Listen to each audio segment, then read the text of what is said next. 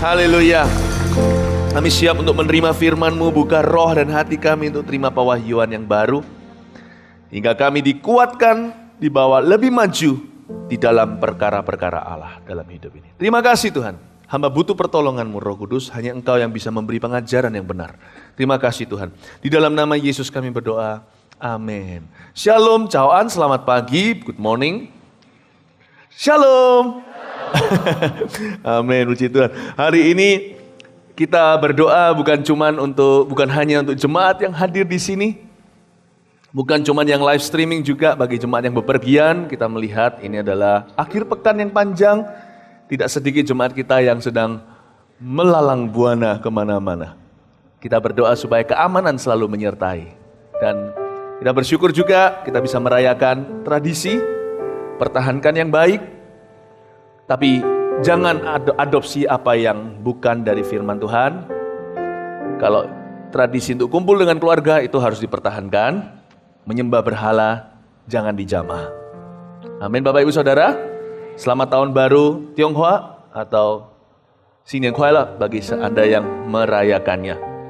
Katakan kanan kiri gini aja, ini aman.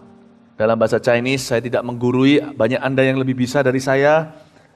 Kita belajar bahasa Mandarin yang sederhana aja. Yang tidak mungkin salah karena Alkitabiah. Kata shalom dalam bahasa Mandarin itu Ping-an. Katakan kanan kirinya, Ping-an. Iya, puji Tuhan. Iya, tiba-tiba suasana oriental masuk ke ruangan. Puji Tuhan, Anda sudah siap untuk mendengar firman Tuhan?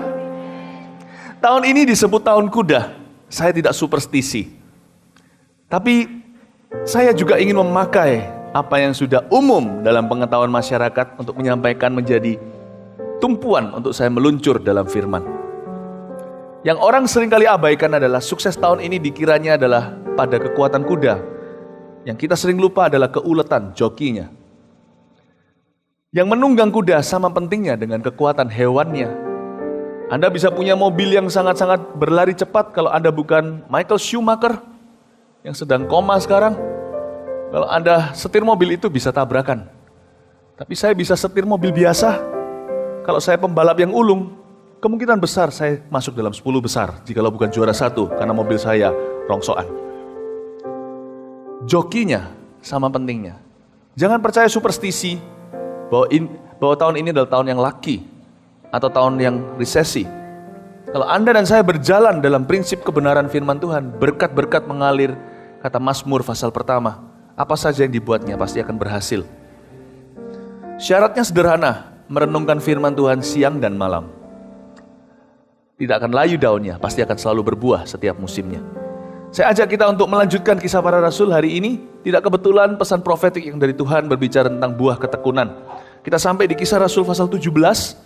Kita akan melihat seorang joki yang luar biasa dalam kerajaan sorga. Namanya Rasul Paulus. Semoga dari pasal 17 ini saya bisa terangkan bahwa sekalipun dia sangat diurapi, Rasul ini sangat dipakai Allah, tapi bukan berarti jalannya selalu mulus belaka. Tidak selalu tanpa rintangan. Rasul Paulus adalah seorang yang sangat-sangat Rasul Paulus mengalami berbagai macam tantangan dalam kehidupannya. Seorang yang sungguh-sungguh memikul salib dalam hidupnya. Kita akan belajar dari seorang Rasul ini yang sangat relevan dengan kehidupan kita. Dan saya sedang mempersiapkan Anda dan saya untuk masa-masa depan di tahun ini, di mana jalan akan mulai menanjak. Saya punya feeling, saya bukan menubuatkan yang tidak baik. Saya punya perasaan, kalau hari-hari ke depan ini kita akan mengalami tantangan. Setiap kehidupan kita. Tapi jangan takut dan gentar hatimu.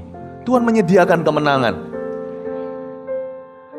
Jangan pernah mengharapkan jalan itu selalu lurus, enak, tidak geronjalan kalau ikut Tuhan.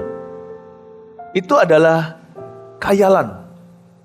Ikut Tuhan itu selalu banyak dengan kita ikut nggak ikut Tuhan di dunia yang kita hidup ini pasti mengalami banyak gocohan.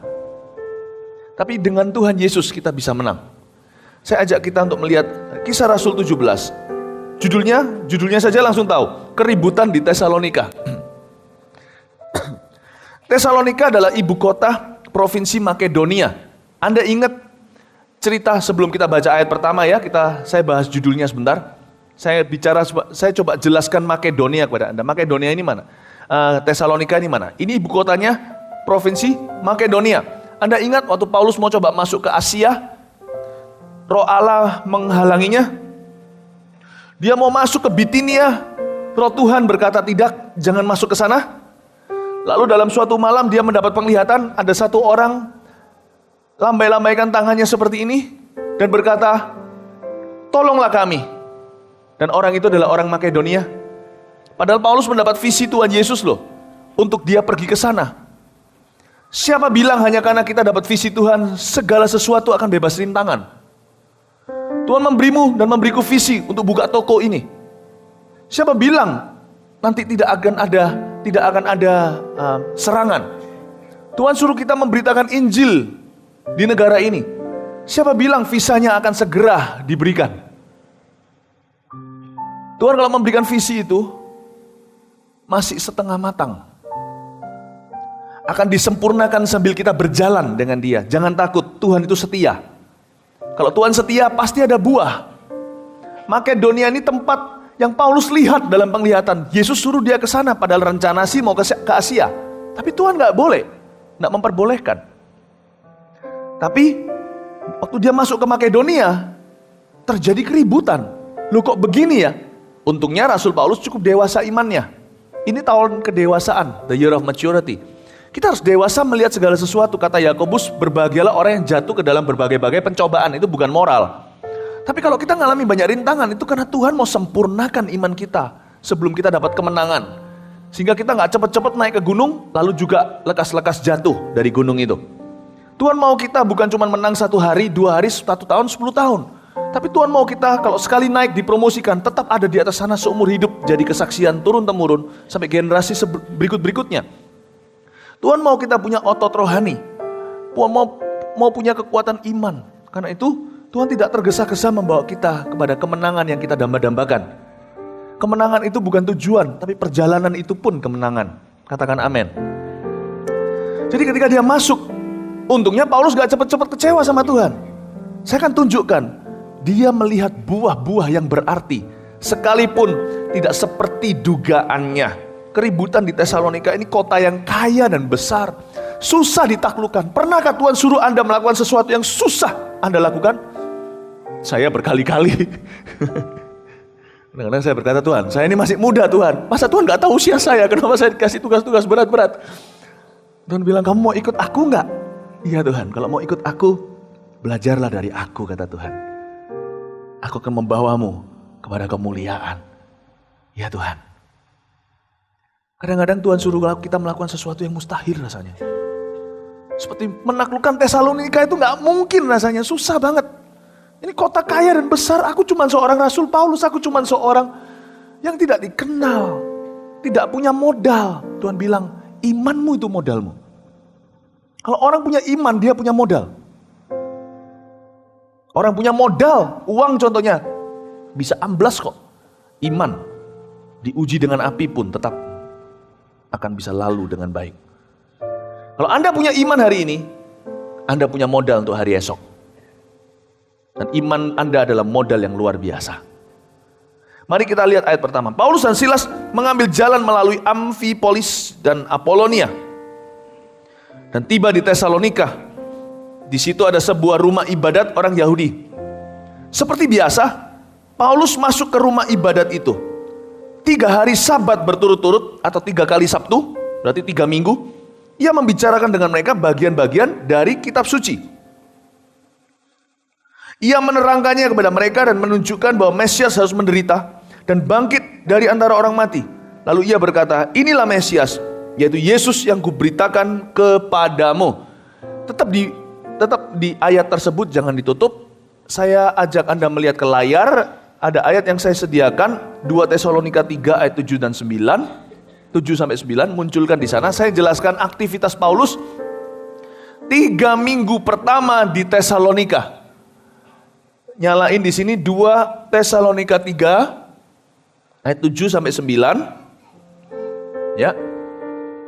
Saya akan jelaskan kepada Anda bahwa rasul ini rasul yang ulet.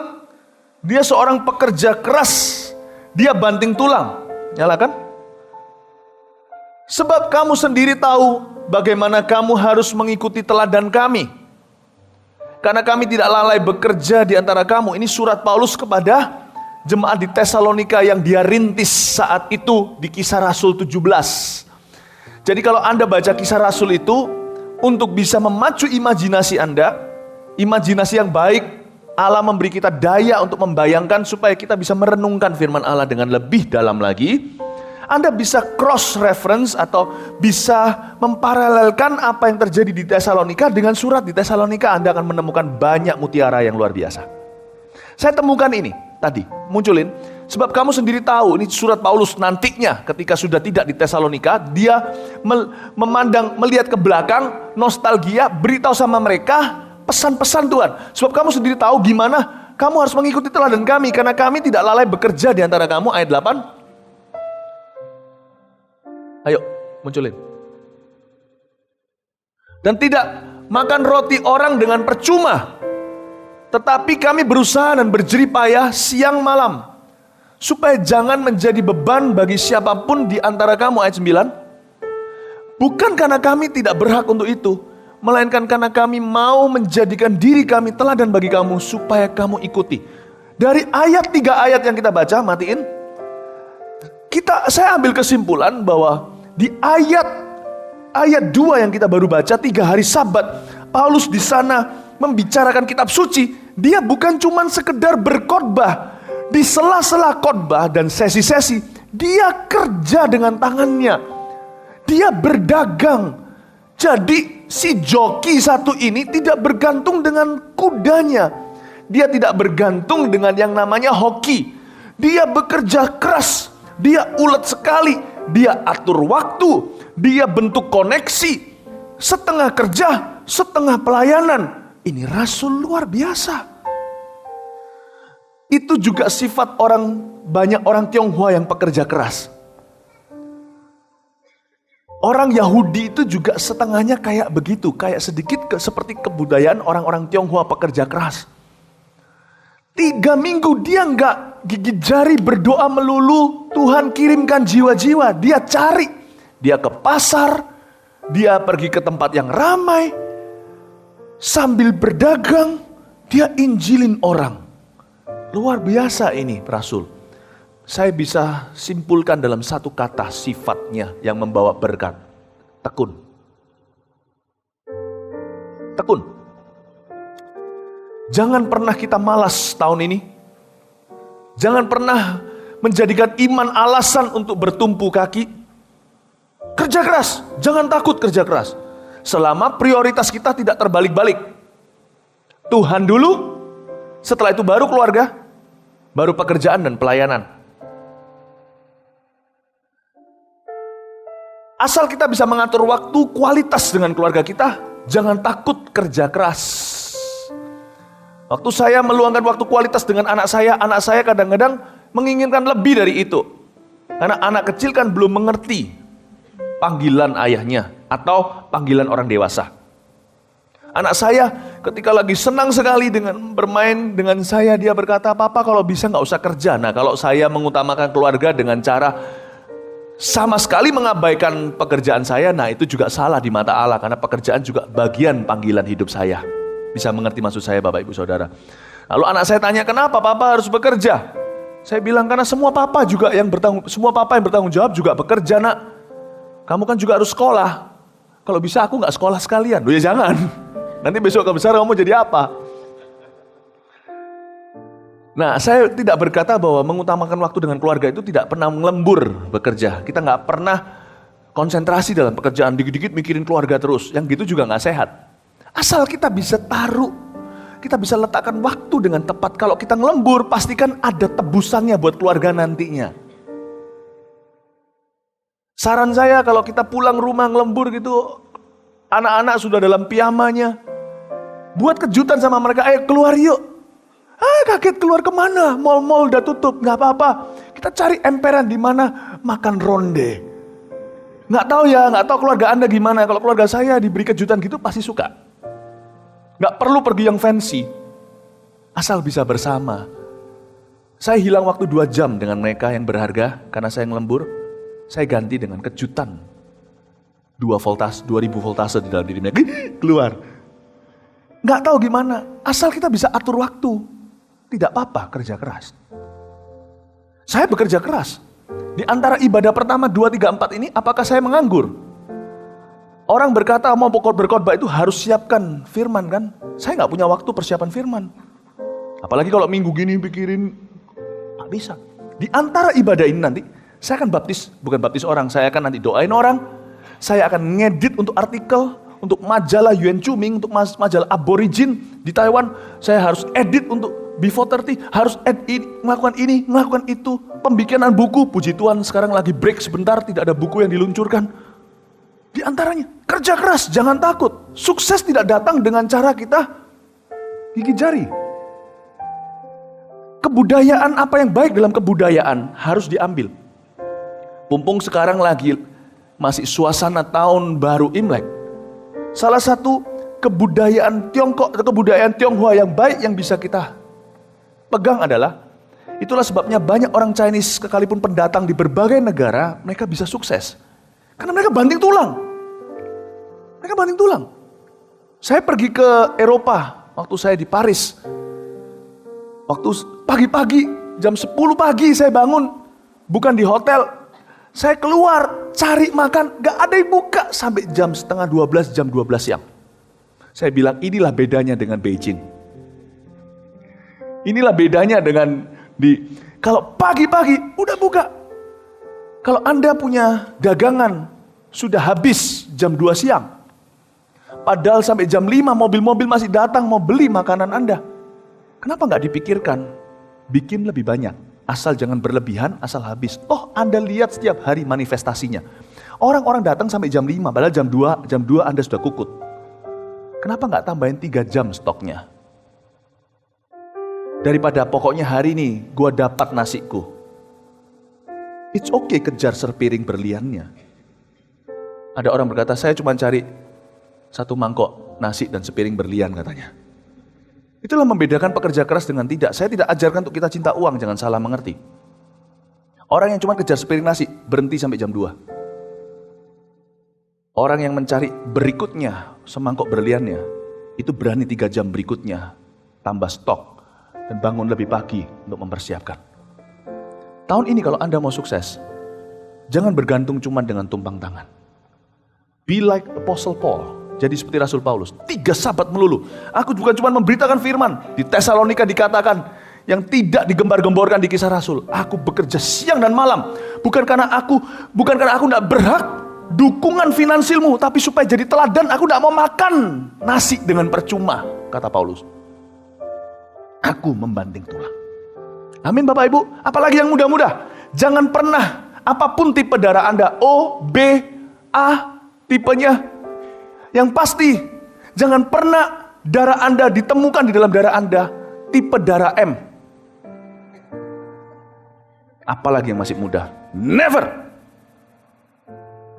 Kemalasan tidak pernah berenang di dalam urat-uratku. Anda harus tahu. Darahku terserah darah apa. Pokoknya kemalasan tidak pernah mengalir di dalamnya. Kita harus bekerja keras.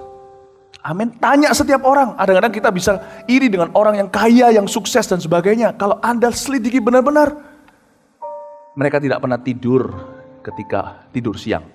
Kalau Anda mau tidur dan saya mau tidur, tidurlah yang cukup malam harinya. 7 jam bangun tidur, selesaikan tugasmu. Jangan tidur pas jam kantor. Jangan meluyur pada saat itu. Seorang yang namanya dulu, yang sukses sekali di Korea namanya Rain. Yang sekarang sudah nggak seberapa ya, sekarang udah kalah dengan suun-suunan. Tapi zaman itu, dia latihan di bawah JYP, mentornya. Satu hari dia latihan menari 8 jam.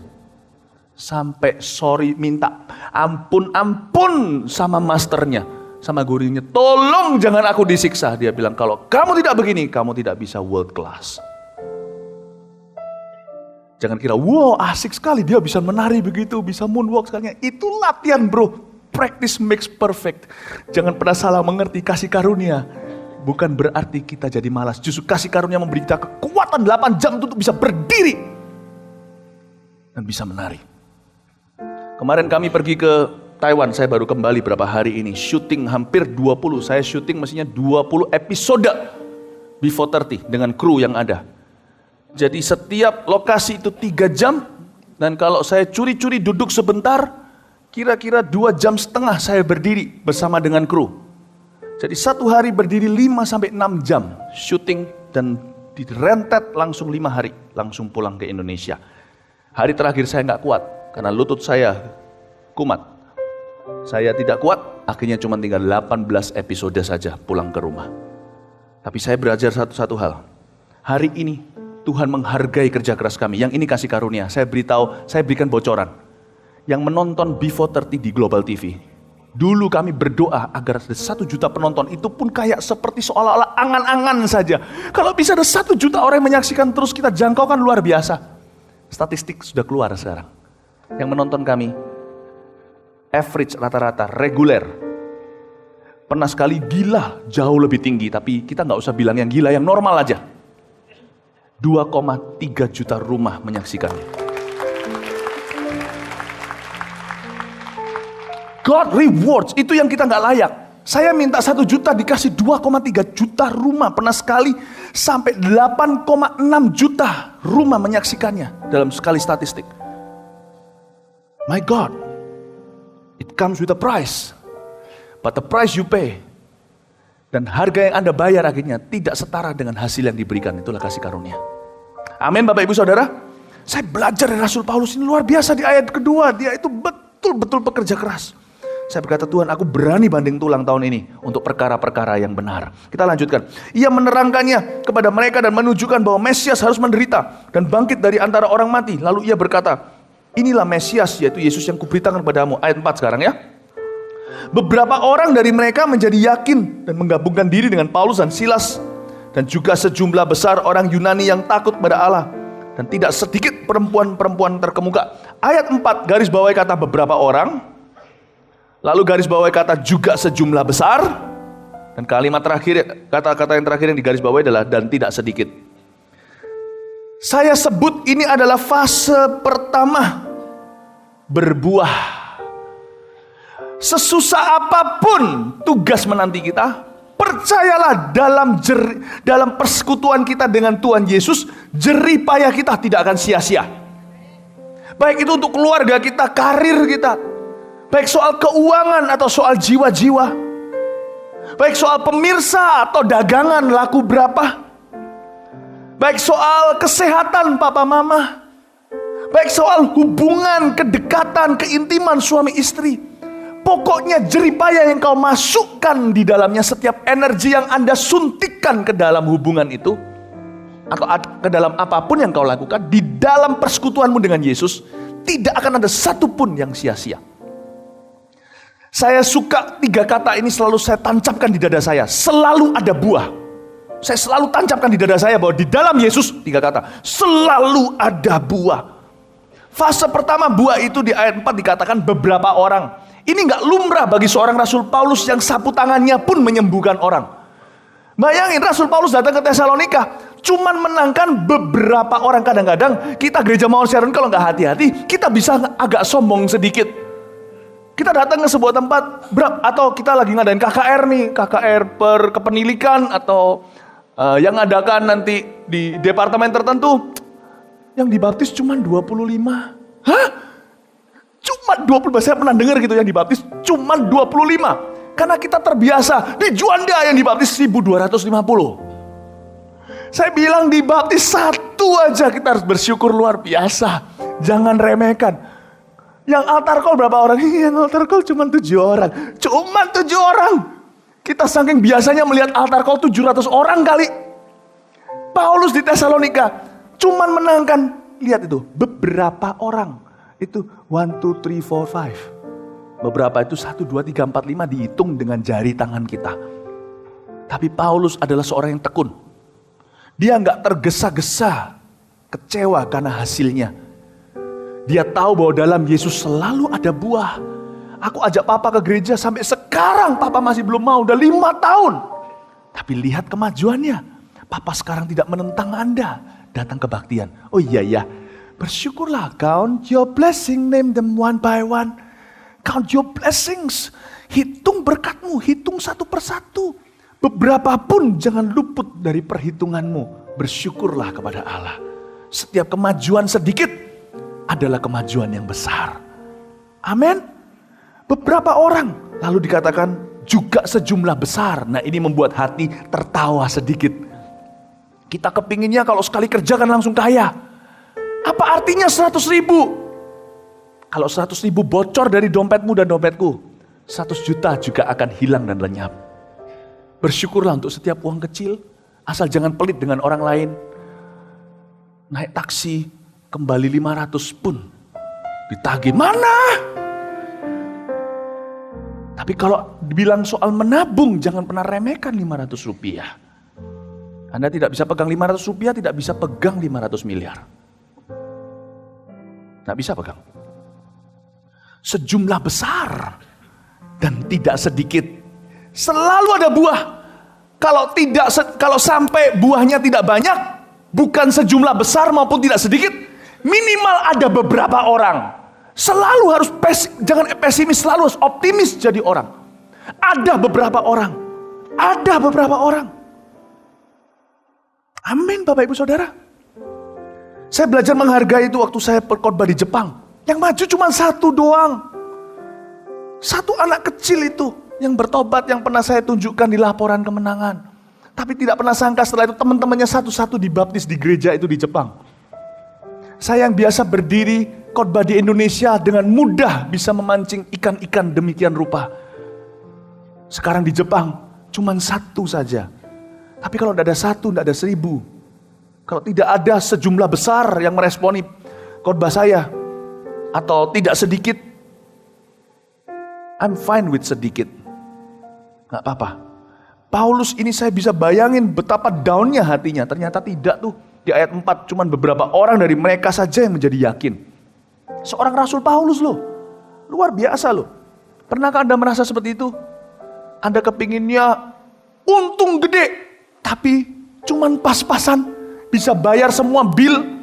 Dia bayar semua pegawai. Cuman bisa menabung sedikit doang. Sedikit saja.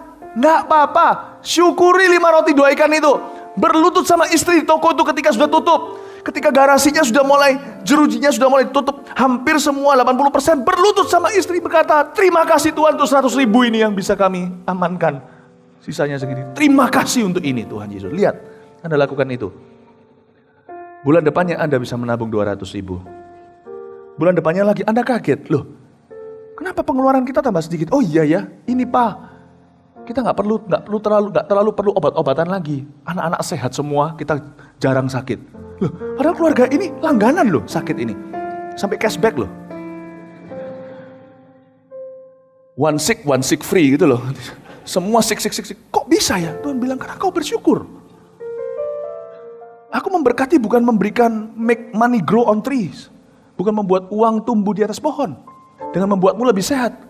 1 sen tidak keluar sama dengan 1 sen telah engkau terima. Iya ya Tuhan, bersyukur. Kalau tidak sejumlah besar, tidak apa-apa. Kalau yang terjadi bukan yang tidak sedikit, tidak apa-apa. Sedikit pun jadi, beberapa orang pun kusyukuri. Amin Bapak Ibu Saudara. Jadi orang tidak boleh serakah. Berpikiran besar boleh, tapi harus berhati sederhana. Bermimpi besar boleh, tapi tangan tetap berjari 5 masing-masing kanan dan kiri. Jangan ambil lebih daripada yang patut kau terima. Kalau engkau bisa pegang 1, pegang erat-erat. Kalau engkau pegang 5, pegang dengan sungguh-sungguh karena lebih susah untuk memegangnya. Pikiran boleh 1000, tangan tetap 10 jarinya. Amin Bapak Ibu. Ini prinsip kerajaan sorga. Kalau Anda terapkan, Anda akan lihat berkat. Benar. Kita lihat ayat 5. Tapi orang-orang Yahudi menjadi iri hati. Dan dengan dibantu oleh beberapa penjahat dari antara petualang-petualang di pasar, mereka mengadakan keributan dan mengacau kota itu. Mereka menyerbu rumah Yason dengan maksud untuk menghadapkan Paulus dan Silas kepada sidang rakyat. Terjadi heboh karena Paulus punya buah semakin bertambah. Dari beberapa orang jadi sejumlah besar. Dan menjadi tidak sedikit. Orang Yahudi mulai iri hati nih. Kalau Anda sukses, orang mulai iri. Tetapi ketika mereka tidak menemukan keduanya, ayat 6, mereka menyeret Yason dan beberapa saudara ke hadapan pembesar-pembesar kota sambil berteriak katanya, orang-orang yang mengacaukan seluruh dunia telah datang juga kemari. Orang kalau iri sama kita, sebenarnya adalah pujian bagi kita. Paulus itu di Tesalonika belum segede itu, tapi tuduhan kepada dia adalah orang yang mengacaukan seluruh dunia. Lumayan, ini sebuah pujian juga. Bayangin, saudara-saudara, jangan khawatir dengan orang yang tidak suka dengan Anda karena Anda berhasil. Anggaplah itu pujian bahwa Anda berhasil. Amin, Bapak Ibu. Dan Yason menerima mereka menumpang di rumahnya. Mereka semua bertindak melawan ketetapan-ketetapan kaisar dengan mengatakan bahwa ada seorang raja lain, yaitu Yesus. Ini tuduhan kepada Paulus. Karena mereka melihat buah Paulus makin bertambah. Ya gimana nggak bertambah? 3 minggu berturut-turut di Tesalonika. Siang malam pagi petang dia bekerja keras. Dan Tuhan reward. Tuhan itu menghargai jeripayanya. Kan sudah ada ayatnya. Di dalam Yesus, persekutuan kita dengan Tuhan, jeripaya kita gak sia-sia. Kalau orang malas saja bisa diberkati. Makan minum roti tidak akan dilupakan. Bunga di padang tidak bekerja, dihiasi. Harusnya kita melihat itu bukan sebagai alasan untuk malas, tetapi sebagai sebuah motivasi untuk rajin dan giat. Kalau bunga aja diem aja dihiasi, apalagi gua. Harusnya kita bergairah menempuh hidup ini. Jangan takut rintangan dan tantangan. Jangan takut jalan menanjak. Jangan takut tugas berat. Jangan takut tugas berat. Ayat 8, ketika orang banyak dan pembesar-pembesar kota mendengar semuanya itu, mereka menjadi gelisah. Tapi setelah mereka mendapat jaminan dari Yason dan dari saudara-saudara lain, mereka pun dilepaskan. Ayat 9 ini sebenarnya bisa mengecewakan hati seorang Paulus. Setelah Yason ditangkap segala, mereka mendapat jaminan dari Yason bahwa perkara seperti ini tidak akan terulang lagi. Yason memberi jaminan kalau Paulus akan segera meninggalkan kota Tesalonika. Paulus bisa protes sama Allah. Bukankah engkau yang suruh aku ke sini? Kenapa sekarang aku terusir dari sini? Dan Paulus bisa agak kecewa. Kita lihat tulisannya di 1 Tesalonika pasal 2 ayat 17 dan 18 munculkan di layar. Ya, 1 Tesalonika 2 ayat 17 dan 18 munculkan di layar. Ini adalah keluh kesah Paulus. Dia gak kecewa sama Yason loh ya. Coba bisa bayangin gak? Kalau terjadi huru hara lalu saudara Anda yang Anda sangat akrab berkata, ya aku jaminlah si Paulus ini gak tinggal di rumahku lagi. Bisa rasa tertolak kan? Bisa rasa kecewa kan? Tapi Paulus melihat itu, meskipun ini adalah pukulan bagi dia, tapi dia gak kecewa. Saya kagum dengan ternyata yang berotot baja itu bukan Gatot Kaca. Paulus ini jantungnya terbuat dari baja, luar biasa. Tapi kami, saudara-saudara yang seketika terpisah dari kamu. Ini bicara tentang perpisahannya di ayat 9 itu. Jauh di mata tapi tidak jauh di hati. Sekalipun dia terpaksa dikeluarkan dari Tesalonika, tidak ada orang lagi yang berani tampung dia. Tapi dia tidak pernah melupakan Tesalonika. Sebuah pekerjaan yang belum kelar, selalu belum kelar di mata Paulus. Dia tidak mudah menyerah. Dia percaya bisa terjadi tapi dia tidak akan kecewa. Sungguh-sungguh dengan rindu yang besar aku telah berusaha untuk datang menjenguk kamu. Next. Sebab kami telah berniat untuk datang kepada kamu. Aku Paulus melainkan lebih dari sekali. Tetapi iblis telah mencegah kami. Kadang-kadang iblis bisa bekerja. Saya nggak tahu kenapa Tuhan seolah-olah izinkan dia seolah-olah mengalami kemenangan. Kita itu di dalam peperangan, Bapak Ibu Saudara. Anda harus tahu satu hal. Kita di dalam peperangan rohani. Dan peperangan rohani ini kita tahu kita sudah menang. Yesus sudah menang di Kalvari, betul? Tapi dalam perjalanannya, entah kenapa, Allah kalau mau singkirkan semua setan di neraka, bisa. Tapi kenapa kadang-kadang seolah-olah iblis menang atas kita? Saya tidak bisa mengerti mengapa. Saya tidak paham cara berpikir Tuhan. Tapi yang pasti Tuhan itu daulat. Kalau Tuhan izinkan seolah-olah kita tanda kutip kalah, asal kita bukan kalah moral maupun kalah iman. Sebuah bisnis dibuka, padahal Tuhan tadi seolah-olah dengarnya berbicara loh sama aku. Kenapa sekarang bangkrut dan tutup? Jangan paksakan. Jikalau Anda terus memaksakan diri, jangan-jangan nanti Anda bangkrut total. Kadang-kadang ada satu divisi yang harus ditutup. Padahal Anda dulu sebelum masuk ke divisi itu membukanya, Anda berdoa dulu. Bahkan didoakan hamba Tuhan segala. Kenapa kok harus ditutup? Jangan paksakan. Ada kalanya di mana kita tahu, kita nggak bisa apa-apa. Tapi kecewa pada Tuhan adalah langkah bodoh untuk meresponinya. Don't. Anda pacaran, anak muda, lalu di tengah jalan, entah gimana, sang cowok pukuli Anda, padahal belum kawin, belum jadi istrinya. Anda sudah dilecehkan demikian rupa. Apakah harus diteruskan hubungan seperti itu? Konsultasi dengan papa mama. Keluarga setuju, putuskan hubungan itu. Anda mungkin bisa berkata, tapi dulu aku diteguhkan di gereja. Ya nggak apa-apa, kita semua belajar untuk lebih hati-hati. Jangan paksakan sesuatu, nanti berabe hasilnya. Saya masuk ke Brunei Darussalam, terjadi kebangunan rohani di sana. Pada taraf di mana suatu saat kebangunan itu menjadi-jadi. Ada orang masuk ke mall, waktu kami berdoa. Itu seorang bukan kenal Tuhan. Dia masuk, dia lihat malaikat di pintu mall. Dia rebah, orang-orang kira dia koma dibawa ke rumah sakit. Tidak bisa bangun-bangun sampai berapa jam. Karena kita tahu kadang-kadang orang kalau dijamah Roh Kudus bisa begitu. Ketika dia bangun, dia cerita dia dibawa ke sorga dan ke neraka. Bertobatlah satu orang jiwa. Satu lagi bertobat, satu lagi bertobat, satu lagi bertobat. Tiba-tiba saya di blacklist dari sana. Dua teman saya dipenjarakan. Yang salah satunya adalah rekan bisnis kami waktu itu. Saya masuk ke sana bukan karena sebagai hamba Tuhan, tapi lewat usaha. Pada zaman di mana saya belum full timer di gereja Mawar Sharon. Bapak Ibu Saudara, waktu itu saya mau ngomel sama Tuhan percuma. Kebangunan rohani ini luar biasa, kok tiba-tiba seperti Paulus begini. Kita terlempar keluar. Iblis mencegah kami. Kayaknya prematur berhenti. Kok bisa begini? Tapi Tuhan cuma berkata, tugasmu hanyalah tugasmu. Tetap percaya, saya berdoa percaya. Ternyata saudara-saudara saya baru mengerti hari ini. 7 tahun kemudian dari saat saya di blacklist itu, saya masuk kembali ke Brunei. Saya melihat pekerjaan Tuhan tidak mati. Tuhan Allah bekerja dengan luar biasa. Waktu itu kita lagi pertemuan, ditutup gordennya semuanya. Pemimpin-pemimpin rohani di negeri itu berkumpul berdoa bersama-sama, masih tetap sama. Tuhan ajari saya sesuatu, entah kenapa Tuhan izinkan seolah-olah iblis menang saat itu. Teman-teman saya ditangkapi. Lalu saya di blacklist gak boleh masuk ke dalam negara itu. Tapi saya mengerti hari ini bahwa Tuhan punya rencana. Tuhan berkata, lihat itu, tanpa kamu pun mereka baik-baik. Kebangunan rohani terus terjadi. Saya lihat wajah-wajah baru orang-orang yang sudah mengenal Tuhan. Saya belajar sekali mengerti bahwa Tuhan yang pegang kendali.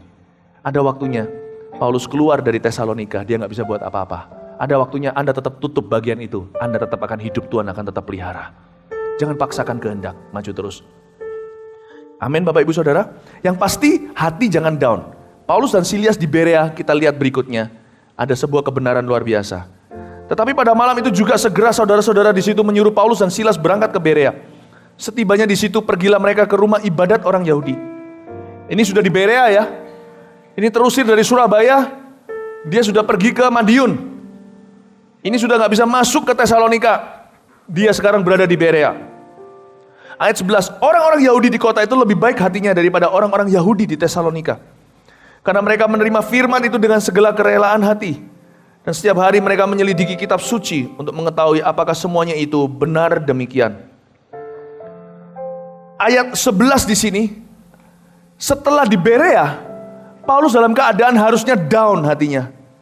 Aku ini, kalau cowok, pekerjaannya gagal, dia merasa sebagai orang gagal.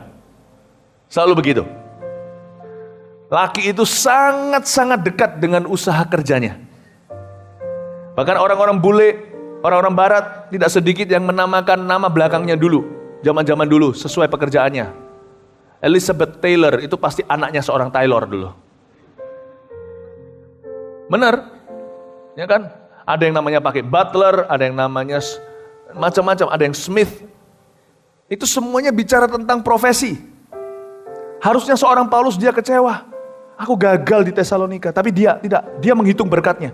Minimal ada beberapa orang yang bertobat. Aku tidak gagal total. No, aku sama sekali tidak gagal. Tapi ayat 11 Tuhan itu luar biasa baiknya. Setelah gelap selalu terbitlah terang. Itulah kitab Kejadian. Tuhan tidak pernah mengizinkan orang benar itu selalu goyah. Dia tidak pernah membiarkan kita jalannya itu terus ke bawah. Nanti jangan-jangan pencobaan itu melebihi kekuatan kita. Allah kita itu terkenal dengan kemampuannya yang satu ini. Dia mampu menghibur. Ketika Paulus keluar dari Tesalonika dalam keadaan terusir, bahkan Yason pun tidak mau dia tinggal di rumahnya. Dia bukan cuma kehilangan sebuah daerah pelayanan, tapi bahkan kehilangan teman. Kalau saya jadi Paulus harusnya kecewa sama Yason. Kamu kok kasih jaminan begitu? Kamu itu di pihakku atau di pihak sana? Tapi namanya Yason ketakutan, ya apa boleh buat. Paulus gak kecewa. Dia tidak keluar dari Tesalonika dengan perasaan dia gagal. Dia kecewa. Orang yang kecewa, perhatikan ini, tidak bisa mengalami berkat Tuhan di langkah berikutnya.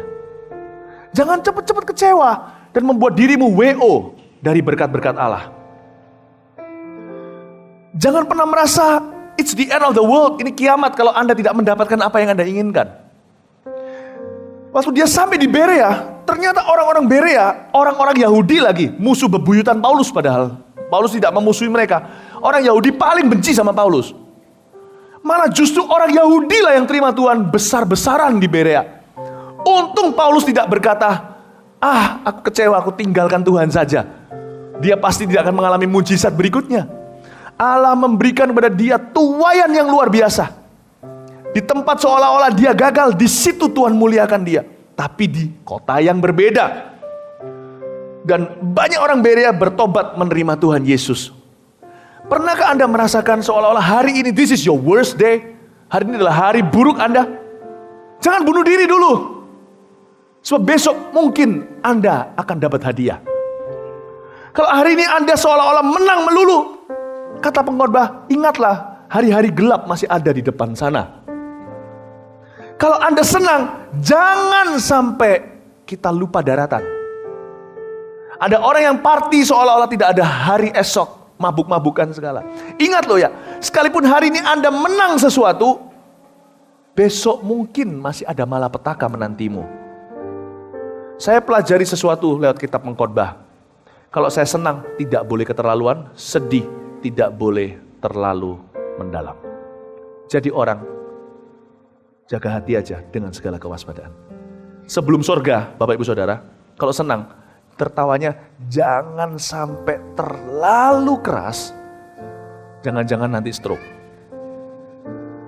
Kalau sedih, jangan sampai bunuh diri. 明天会更好. Tomorrow will be better.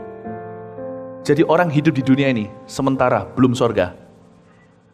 Naik jangan terlalu tinggi, turun jangan terlalu rendah. Jaga hati dalam segala waspada. Dari sana selalu mengalir kehidupan. Amin Bapak Ibu Saudara. Berduka jangan keterlaluan, bersuka jangan lupa daratan. Hari ini kalau saya dapat contohnya, kalau saya dapat sesuatu nih, nggak tahu ya. Kalau saya contohnya tiba-tiba ada satu orang kasih saya sesuatu gitu ya, berharga sekali. Ya saya senang, bersyukur gitu ya. Tapi saya nggak akan sampai gimana gitu. So saya tahu apa yang diberikan itu besok akan jadi biasa buat saya. Saya tidak berpikiran negatif. Mungkinkah tahun depan? Sorry ya, jangan salah ngerti ya. Saya nggak berpikiran negatif ya. Siapa tahu tahun depan saya kena kanker. Jangan terlalu senang dengan mobil baru yang bisa engkau beli itu. Oh, saya tidak mau seperti seolah-olah orang-orang di sini ada angan-angan, ada balonnya lalu saya tusuk, gitu ya. Elisa pun matinya sakit loh, jangan lupa. Elisa itu kurang kesembuhan apa? Itu orang luar biasa, itu urapannya orang dunia, orang muda sekarang bilang gila itu urapannya. Dia meninggalnya sakit tua meninggal, nggak tahu sakit apa. Tuhan cuma ingatkan saya, Philip, ingat Philip, kamu senang jangan berlebihan, kamu belum di sorga.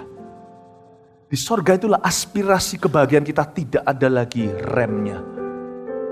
Tapi kamu sedih hari ini. Hari ini aku kehilangan sesuatu Tuhan. Jangan terlalu dipikiri, masih ada besok hari. Amin Bapak Ibu Saudara. Amin. Untungnya Paulus punya prinsip seperti itu. Ketika dia sampai Berea, Tuhan pakai dia. Dia bisa lihat kesempatan di depan mata. Dia ambil dan terjadi revival yang luar biasa. Jadi kalau Bapak Ibu Saudara di sini hari ini yang down, cepat bangkit. Hari ini yang lupa daratan, ingat. Jangan cari Tuhan nanti pada waktu badan Anda stadium 3 kankernya. Sekarang mau cari Tuhan, now. Saya tidak berkata seperti ini, berarti kita semua nanti akan kena kanker. Jangan salah mengerti. Kemungkinan besar saya nggak akan kena kanker. Karena saya iman nih, Gereja Mawar Sharon tua, muda, besar, kecil, jemaatnya cancer free. Kita berdoa. Amin, Bapak Ibu Saudara. Kita berdoa. Lihat ayat 12, banyak di antara mereka yang menjadi percaya, juga tidak sedikit di antara perempuan-perempuan terkemuka dan laki-laki Yunani. Tapi ketika orang-orang Yahudi dari Tesalonika tahu bahwa juga Berea telah diberitakan firman Allah, oleh Paulus datang jugalah mereka ke sana menghasut dan menggelisahkan hati orang banyak. Tapi saudara-saudara menyuruh Paulus segera berangkat menuju ke pantai laut. Tapi Silas dan Timotius masih tinggal di Berea. Orang-orang yang mengiringi Paulus menemaninya sampai di Athena. Lalu kembali dengan pesan kepada Silas dan Timotius supaya mereka selekas mungkin datang kepadanya. Ingat ya, 3 fase berkat tadi yang pertama beberapa orang, yang kedua sejumlah besar, yang ketiga tidak sedikit. Bersyukurlah dari langkah pertama. Sekalipun cuma beberapa duit saja yang Anda bisa dapatkan, Anda tetap bersyukur untuk 5 roti 2 ikan. Cuman beberapa kemajuan sedikit saja, bersyukurlah. Orang yang kena stroke, yang gak bisa berjalan, belum bisa berjalan dengan normal. Tapi kalau Anda hari ini bisa berjalan lebih baik, bersyukurlah untuk kemajuan Anda. Berkat itu harus disyukuri dari fase pertama, ketika masih jumlahnya beberapa saja, sebelum jadi sejumlah besar, sebelum memberi makan 5.000 orang, sebelum menjadi fase berikutnya tidak sedikit, membawa pulang 12 bakul sisa. Syukuri dari 5 roti dan 2 ikan itu. Terima dengan wajah tertawa dan berkata, terima kasih Tuhan, aku setelah stroke ini, dulu tidak bisa angkat tanganku, sekarang mulai bisa angkat segini. Bersyukurlah dulu. Meskipun cuma 10% pemulihannya. Amin Bapak Ibu Saudara. Nah Paulus ini, saya bisa katakan pasal 17 ini pasal susahnya Paulus. Saya bisa pelajari seseorang itu dari masa susahnya. Ketika seseorang itu tertekan hidupnya, itulah biografi sesungguhnya. Anda tidak bisa lihat orang itu aslinya ketika dia bahagia. Ketika dia susah, Anda bisa lihat orang ini kualitas A, kualitas B, atau kualitas berikutnya. Kelihatan bagaimana dia bertindak ketika dia dalam tekanan. Saya belajar banyak dari seorang Paulus.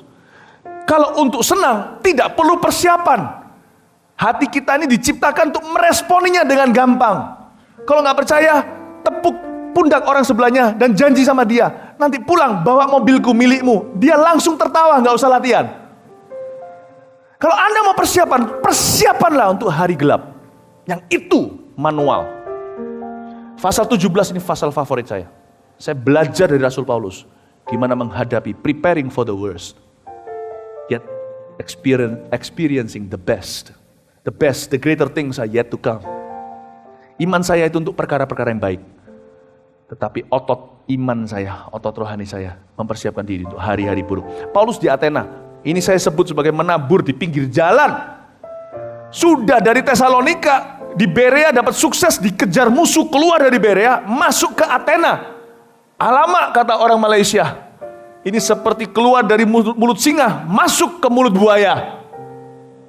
Di Athena dia disuruh bekerja di ladang yang diaspal. Ini menabur di pinggir jalan, diambil burung ya, ini ceritanya. Kita lihat ayat 16. Sementara Paulus menantikan mereka di Athena, sangat sedih hatinya. Karena ia melihat bahwa kota itu penuh dengan patung-patung berhala. Bukan cuma dia sudah sedih dari Tesalonika, dibawa-bawa. Pernahkah Anda merasa sedih kemarin dibawa hingga hari ini, sampai bulan depan? Masih banyak orang yang seperti itu. Itu normal bagi setiap kita.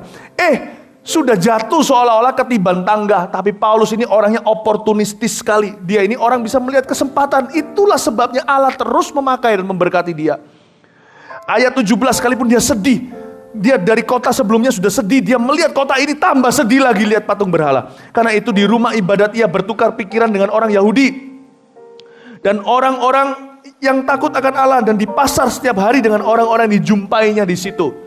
Dan juga beberapa ahli pikir dari golongan Epikuros dan Stoa bersoal jawab dengan dia. Dan ada yang berkata, apakah yang hendak dikatakan si pleter ini? Aduh, udah gak diterima, dicap pleter lagi. Tetapi yang lain berkata, rupa-rupanya ia adalah pemberita ajaran dewa-dewa asing. Sebab ia memberitakan Injil tentang Yesus dan tentang kebangkitannya. Lalu mereka membawanya menghadap sidang Areopagus dan mengatakan, bolehkah kami tahu ajaran baru mana yang kau ajarkan ini? Perhatikan sebentar, Athena saat itu adalah pusat filsafat dunia. Hari ini banyak filosofi dunia ini dipengaruhi di zaman itu. Ya, termasuk di dunia barat hari ini banyak filsafat-filsafat, individualisme dan sebagainya, sekularisme itu sudah dimulai di sana. Ini kota paling sulit di dunia untuk ditaklukkan pikirannya. Ini kota kuburannya pengkhotbah. Sungguh ini kota sudah. Anda kalau mau pendeta-pendeta muda cepat-cepat kecewa tinggalkan panggilannya, kirim ke Athena. Langsung mati berdiri sementara berkhotbah. Paulus bilang, Tuhan, kok aku dikirim ke tempat-tempat begini? Ketika Anda diberikan tugas-tugas yang susah di hidup ini, Anda mengeluh seolah-olah dapat kutuk, atau Anda merasa bangga? Berarti Tuhan sangat percaya dengan Anda. Saya melihat ada orang-orang yang di dalam keluarga yang baik-baik. Anggaplah itu berkat. Bagus, ada anak itu yang gak perlu mengusahakan keselamatan ayahnya loh. Luar biasa gak? Lahir itu sudah di keluarga yang cinta Tuhan. Dan dia malah justru kadang-kadang kalau gak hati-hati malah mengulur-ngulur waktu untuk terima Tuhan sendiri. Tapi ada orang yang tinggal di dalam keluarga yang penyembah berhala, papa mama berantem tiap hari. Susah ke gereja. Jangan mengeluh, itu juga berkat. Itu berkat ganda. Berarti Allah begitu percaya.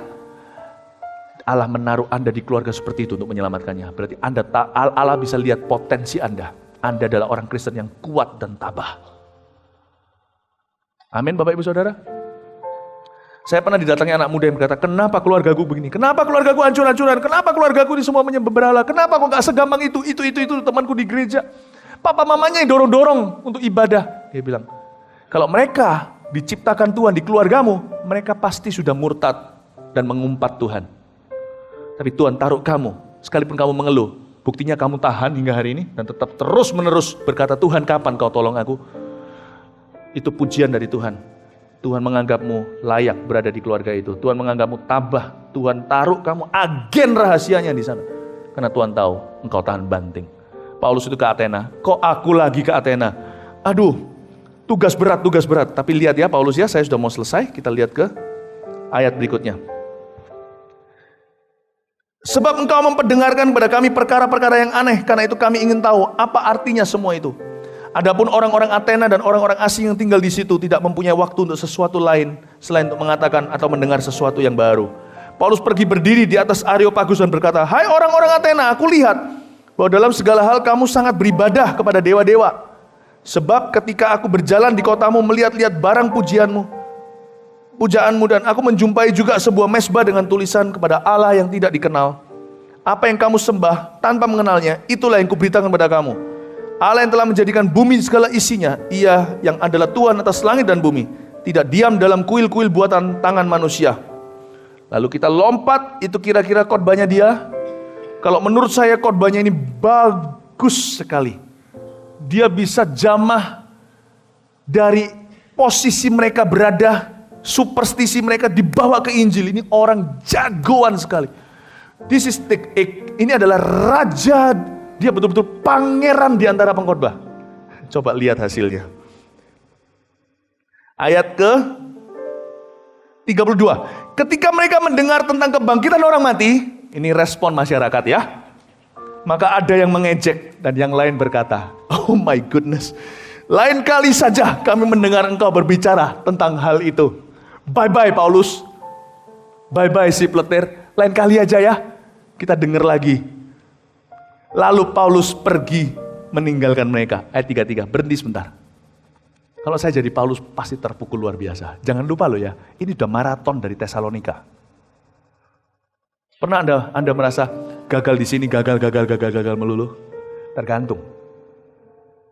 Di dalam musim gagal pun berbuahlah. Mazmur pasal pertama. Tergantung, kalau yang kita lihat kegagalannya, kita lihat lubang pada donatnya. Di setiap musim itu harusnya kita menghargai adonannya. Di Tesalonika apa yang terjadi? Beberapa orang terima Yesus. Kalau Anda tahu, nantinya ketika Paulus tulis surat ke Tesalonika, luar biasa.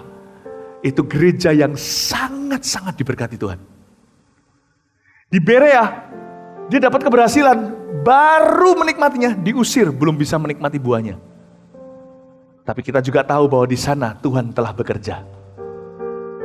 Tapi waktu di Athena, semua orang mentertawakannya ketika dia berbicara, padahal khotbahnya menurut saya sudah sempurna. Pernah Anda merasakan, Anda sudah bekerja dengan sempurna, papa mama tetap belum mau percaya Tuhan yang kau sembah? Tapi lihat ayat berikutnya, ayat 34. Tetapi beberapa orang laki-laki menggabungkan diri dengan dia dan menjadi percaya. Di antaranya juga, catat ini, garis bawahi, Dionysius, ini bukan dulurnya dinosaurus. Dionysius adalah anggota majelis Areopagus. Dan juga seorang perempuan bernama Damaris, saya tidak tahu siapa dia, tapi mungkin dia seorang yang sangat-sangat berpengaruh. Dan juga orang-orang lain bersama dengan mereka. Pertanyaan saya, apakah misi Paulus ke Athena gagal? Sama sekali tidak. Justru Tuhan kirim Paulus untuk membuat aspalnya retak. Saya belajar dari banyak hamba-hamba Tuhan di masa lalu. Kita ini terlalu nyaman. Baru bicara, banyak orang sudah bertobat. Baru berdoa, langsung dijawab. Orang-orang seperti David Livingstone, misionaris-misionaris ke sana, ke Afrika, ke China, segala, seumur hidup, sampai mati, cuman melihat satu orang terima Yesus. Hari ini kita menuai apa yang tidak kita tabur. Kita tinggal di rumah yang tidak kita bangun, menikmati hasil anggur dari kebun yang kita tidak tanam. Tidak ada mereka. Meo taman, meo woman. Tidak ada mereka. Tidak ada kita. Hari ini kita ketika nyaman, jangan pernah lupa ketika dapat masalah adalah musim untuk menabur. Untuk masa depan kita dan anak cucu kita. Ambillah setiap masalah, kata Yakobus, sebagai sukacita. Setiap problema sebagai tantangan untuk sempurna. Jangan mengeluh. Saya menunggu di tahun ini jalan menanjak mana saya akan daki bersama dengan Tuhan. Ketika kita nyaman hari ini, kita tuai semuanya. Kalau habis tanah itu, kalau cabenya kita cuma tanam, kita tidak pernah gemburkan. 20 tahun kemudian tanah itu gersang. Setiap masalah yang Anda hadapi adalah investasi untuk orang-orang yang Anda cintai di masa depan mereka. Pastikan Anda hadapi dengan lapang dada, dengan iman seperti Rasul Paulus. Jangan keluar butiran keluhan, gosip, kepahitan. Karena Anda menghancurkan, sehingga nanti anak cucumu menuai apa yang mereka tidak tanam. Anda menanam kepahitan, sampai mereka menuai sakit penyakit yang tidak mereka tanam. Kita hari ini bisa begini, bersyukur karena ada orang yang menabur terlebih dahulu. Masalah adalah kesempatan untuk menabur. Berkat ketekunan itu tidak akan dinikmati sampai keturunan-keturunan berikutnya. Saya sebut misi Paulus di Athena bukan gagal, tapi justru untuk tempat seperti itulah Tuhan perlu palu godam. Palu godam itu mereknya Paulus. Dibuat tanah itu yang beraspal, retak. Anda tahu ada 4 macam tanah. Tanah yang berbatu-batu, tabur di sana sebentar tumbuh lalu mati. Lalu tanah semak belukar, dicekik sama semak belukar itu. Lalu tanah yang baik 30, 60, 100 kali ganda. Tapi tanah yang paling mengerikan adalah tanah beraspal di pinggir jalan, burung datang mencurinya. Saudara tahu, keempat jenis tanah ini harus ditaburi. Dan Paulus dikirim ke Athena untuk menabur di sebuah tempat yang beraspal semua. Bapak, ibu, saudara, jangan takut dengan masalah di tahun ini. Saya berdoa di dalam nama Yesus Kristus. Ketika hari ini Anda mengalami sebuah problema, Anda jangan putus asa. Lihat itu sebagai kesempatan untuk menabur untuk hari esok Anda. Saya tahu kalau hari ini Anda mengalami kekalahan seolah-olah Tuhan izinkan, karena Tuhan mau memberi kemenangan yang lebih besar. di hari-hari yang akan datang. Mari kita sama-sama bangkit berdiri, kita berdoa. Terima kasih ya Tuhan. Kami bersyukur hanya kepadamu. Bapa terima kasih. Bapa terima kasih. Bapa terima kasih. Bapa terima kasih. Terima kasih Bapa. Terima kasih Bapa. Terima kasih Bapa. Tahun ini kami membuat komitmen untuk tidak takut kerja keras. Tahun ini kami membuat komitmen untuk tidak gentar terhadap masalah. Cara berpikir kami berubah sejak firman ini. Masalah toh akan datang, disiapkan atau tidak, akan tiba. Hamba tidak menubuatkan problema atas hidup jemaat. Karena di dunia ini engkau hidup, kata Yesus, pasti mengalami pencobaan. Tapi firman yang hamba bagikan mempersiapkan kami untuk hari-hari gelap di depan. Agar dalam kegelapan pun kami bersinar terang. Bahkan setelah gelap, timbullah cahaya. Kami tahu ya Tuhan, hari ini kalau ada orang-orang yang kecewa dan putus asa di tempat ini, bangkitkan. Kalau sedih, jangan berlarut-larut. Cepat lanjut. Kalau senang, jangan lupa diri. Masih ada tantangan di depan yang menunggumu. Lebih baik persiapan hati. Bapa di sorga, tahun 2014, kami tidak bergantung kuda. Tahun 2014, jadikan kami joki yang ulet dan tekun ya Tuhan Yesus atas kehidupan kami, dan Tuhan yang menuntun kami. Terima kasih ya Tuhan Yesus. Kami bersyukur kepadamu. Haleluya, haleluya. Nyanyikan satu lagu, kita selesai. Di saat badai bergelora, ku akan terbang bersamamu. Bapa kau Raja atas semesta, ku teraspar kau Allahku. Di saat badai bergelora, ku akan terbang bersamamu. Bapa kau Raja atas semesta,